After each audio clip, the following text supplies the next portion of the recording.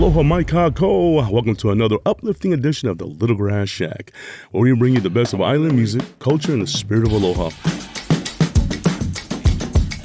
In the village, he rises. Hello, welcome to the Little Grass Shack. I'm Island Emory, here to bring you the spirit of aloha with the best of island music and the Hawaiian culture. Today we're excited to talk with Ranson Shepard, a true visionary and entrepreneur. He's a leader in jiu-jitsu, judo, and the cannabis industry. What a mixture right here in Las Vegas. Ranson has also been a strong advocate for Native communities through his work on the tribal board. Stay with us as we jump into the incredible journey from Hawaii to Las Vegas. Let's get your aloha on right here with the Little Grass Shack. I'm Island Emory.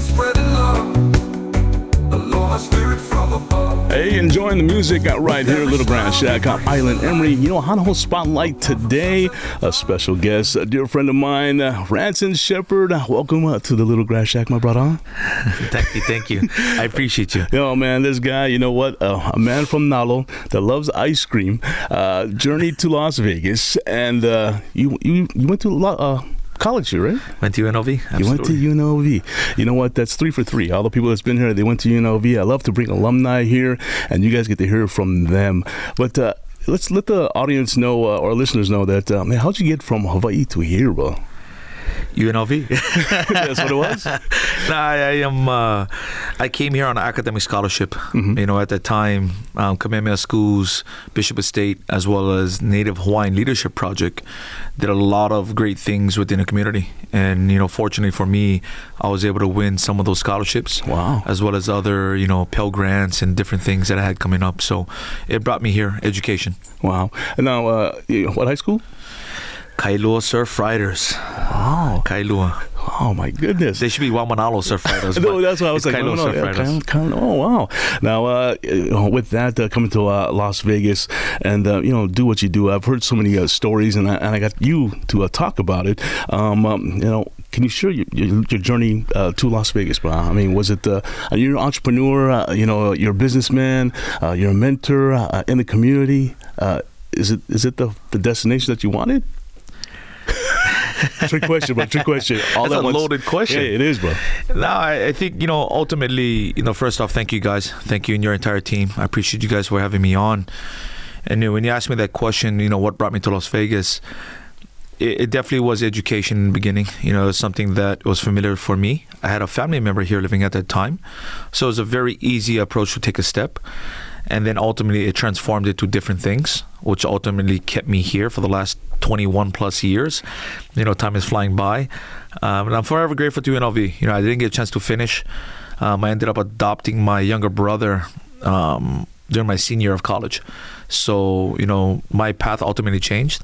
But without a doubt, UNLV and the communities that's around UNLV had a major impact in my journey to bring me here. So, absolutely. Oh, man. I tell you, we'll talk more with Ranson and his journey to Las Vegas. And you guys in for a treat. So, hang out with us with the Little Grass Shack. Give me an islandemory.com where the best of island music happens right here. Yes, sir.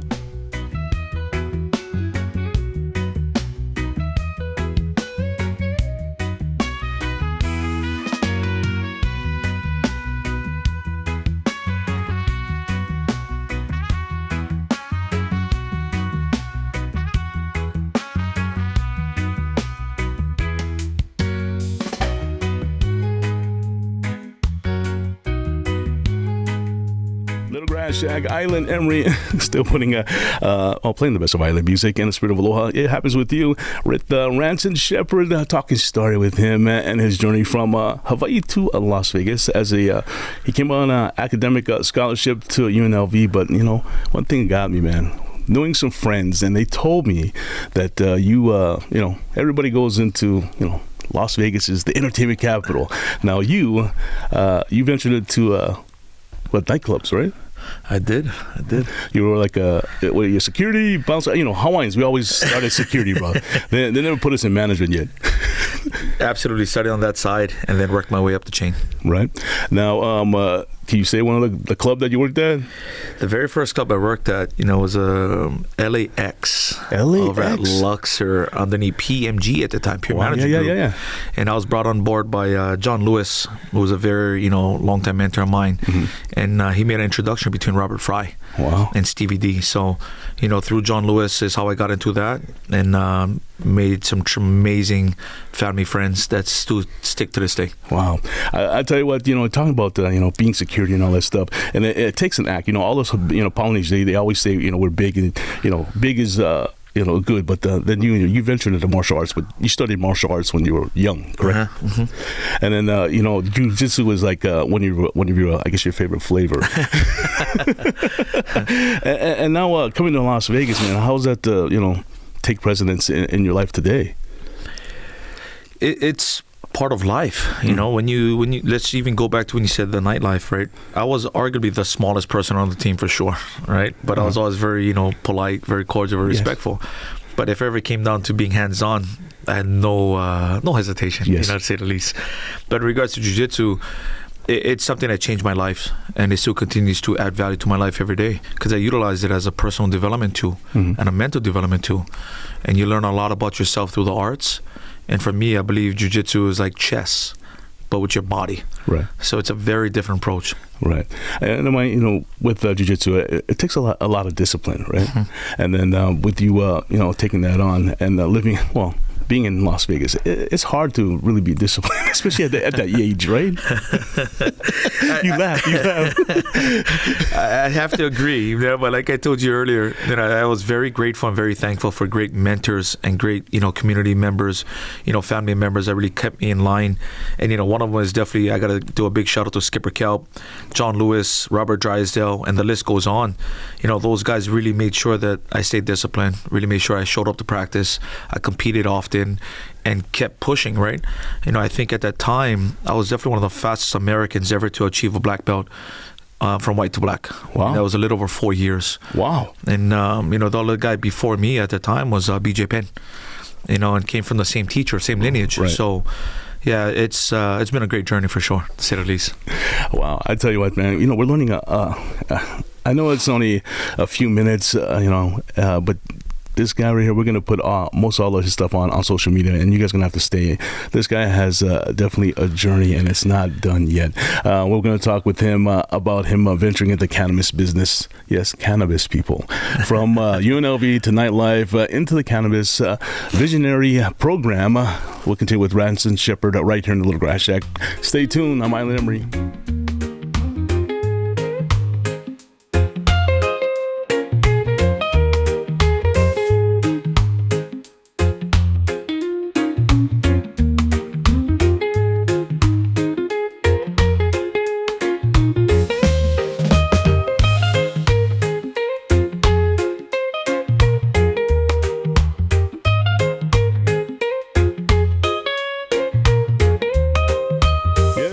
To the Little Grass Shack, continue to talk to our Honolulu Spotlight, Ranson Shepard.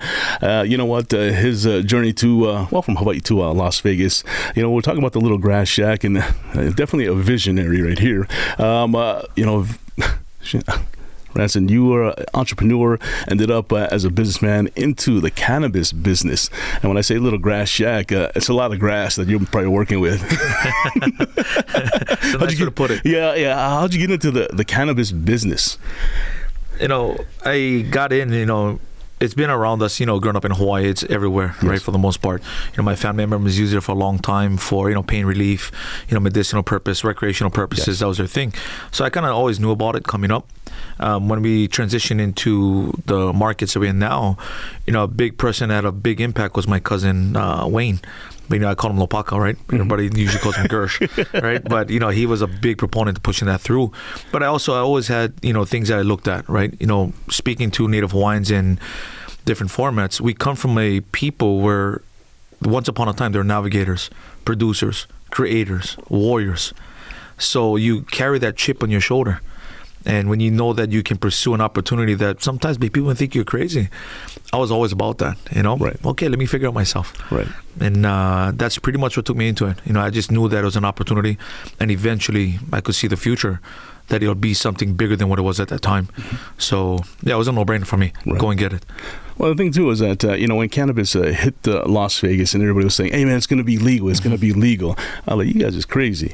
But then and then you saw past that. I guess you're that 1%, right? Absolutely. I had a really detailed network. I had some great connections within the casino industry world from the families that I worked there for years, and I had really good mentors. So those guys knew how Nevada as a whole, Las Vegas as a whole works. Right. And we were able to navigate that early on through proof of concepts, and it pretty much took off from there. So forever grateful for the people, forever grateful for the team, and it's one of my biggest, I don't know if it's slogan or expression, right? I always believe that together everyone achieves more. Mm-hmm. So it's a team, and I'm a big advocate of that. Wow. I mean, from you're speaking, man, from all the parts of life, there was always the right teacher in your path. And, I'm so blessed to hear that, people are there to help others. You know what I mean? Because it's so hard in this industry that, or just in life, it's hard to find that one person, right? Yeah, that's like the kapunas, right, in our industry. Right. I mean, our culture, yeah. Right? The elders. So I've always been a big proponent of that, listening. Like I told you guys earlier, talking with Johnny and the team when we got here, to be able to take care of elders, grandmas, grandpas, moms, dads, it's a privilege. And nowadays, in our generation, our age, people are like quick to put them in homes, quick to put them in hospice. Where once upon a time, you're a baby. Right. They used to take care of you. Exactly. They used to wipe your ass. Yep. So now when you get a chance to return the favor, why not? Why not? And I take that very serious. So yeah, I'm very big on that. I'll tell you what, we'll talk more with Ranson Shepard and his journey. I mean, from cannabis, from jiu-jitsu to literally a mentor in our community. Stay tuned with the Little Grass Shack. I'm Island Emory. Give me at islandemory.com.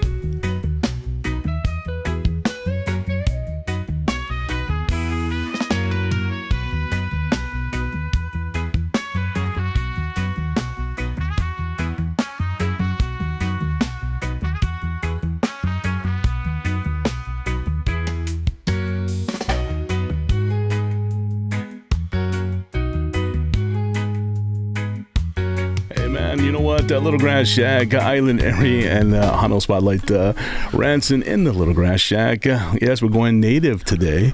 No pun intended, but being native Islander, native Pacific Islander, but Ranson literally kind of took a different path, bro. I mean, cannabis, native, tribal. How'd you get into this, bro? Once again, the village and the communities. Yes. I had a very dear friend, and the current chairman, and he was also chairman at the time when we met. His name is Benny Soul for the Las Vegas Paiute tribe.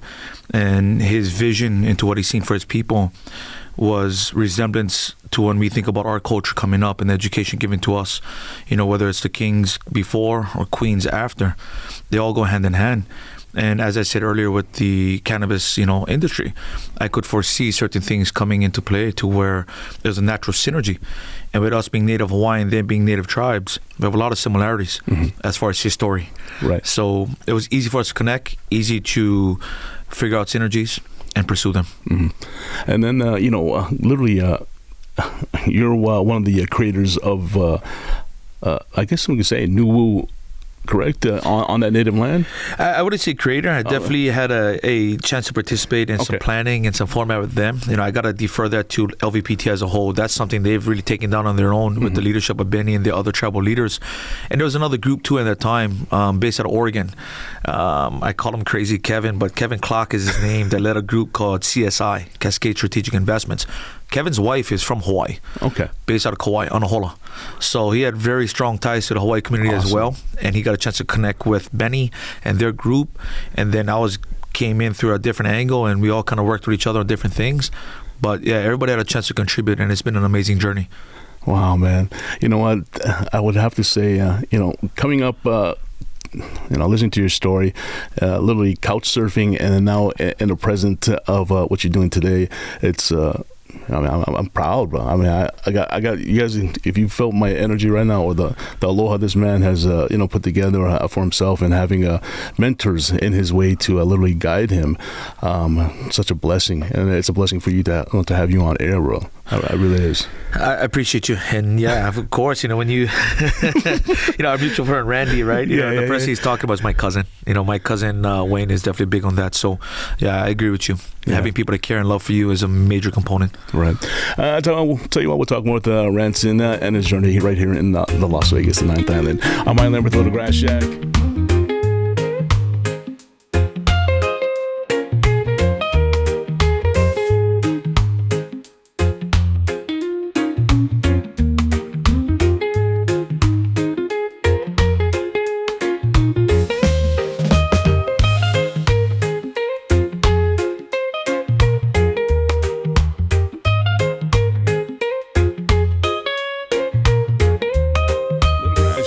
Continue to listen to the best of Island music, but talking story with Ranson Shepard. How's it, bro? How you doing, man?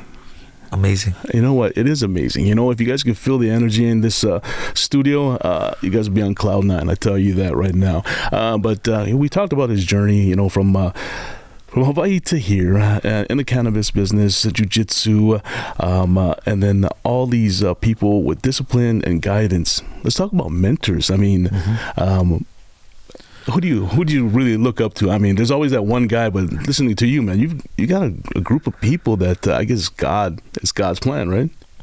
And I agree with you, Em, and I thank you for that. Like I said, that old expression, it takes a village to raise children, and I'm a product of that. So, the first person I've been really, impacted in my life was my grandfather first. Strong Hawaiian and very old school. In those days, there is no other way. It's just their way. And, yes, my father is right behind that. But then coaches, teachers, to this day, I stay in touch with all my coaches and teachers that are still around.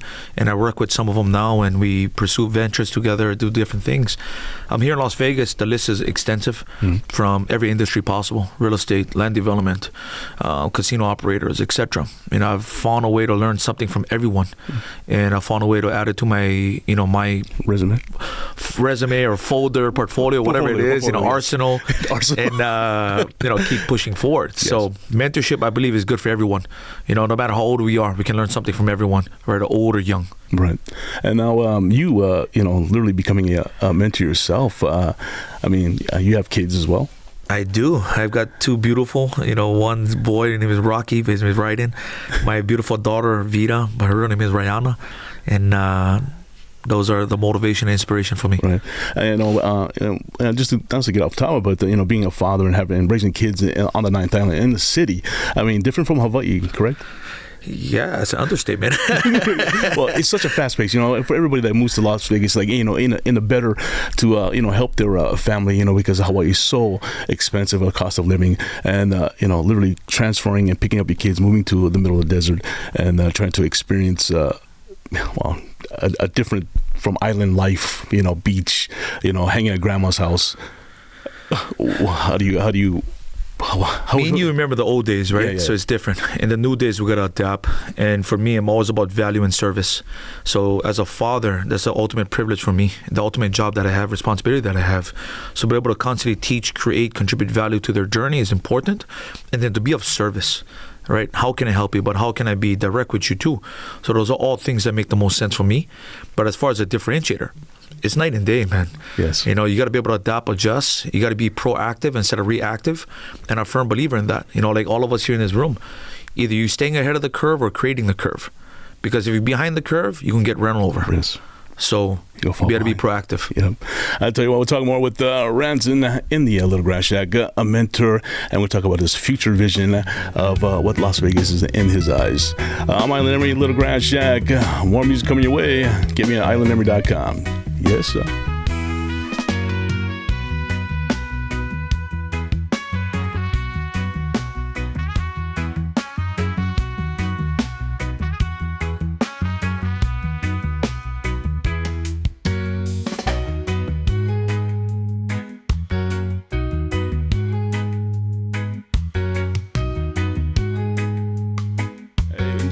music, well, I'm definitely enjoying my time with Ranson Shepard in the Little Grass Shack talking story.